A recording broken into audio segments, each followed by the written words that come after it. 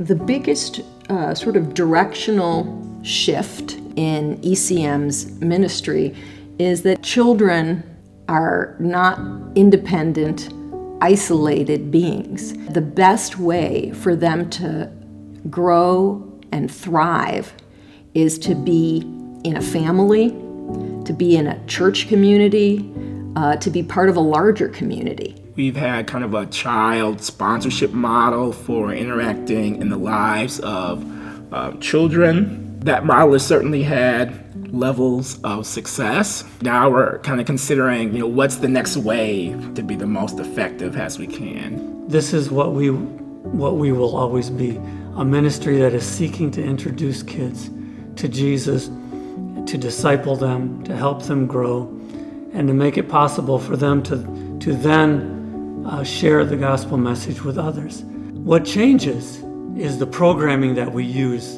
and the ways that worked yesterday may not be the ways that work tomorrow.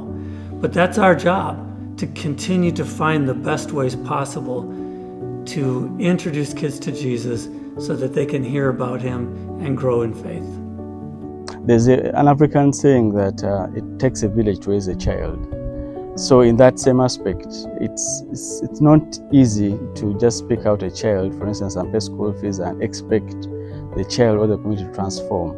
But if you come in with a holistic approach, where you don't only pay school fees, but you also support this child's family, the other siblings in that home, the father, the mother, it's a bit easier for them to make progress, because there that they're moving as a family, and the community as well will grow. What I believe is that the environments that kids are in is so incredibly important, that we as a ministry are called to enrich the soil, that we as a ministry are called to improve upon the environments that these kids are in, that they're growing in. They're like plants.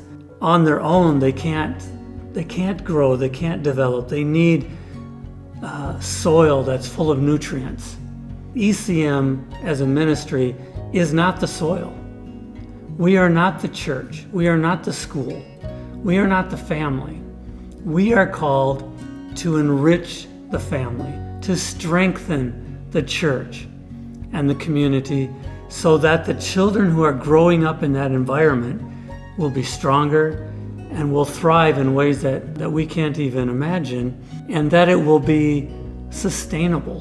When there is self-sufficiency, the families are able to meet what they are able to do. We see that the people will be able to go to church, attend, take the children to school, meet medical needs, and also cultural values and spiritual values, I hope, will be promoted in this area. All these people coming together, we see that this will really help break the cycle of poverty in the community. The focus of our ministry has always been and always will be children, and helping them to know Jesus. But we don't need to stay in one place forever to do that.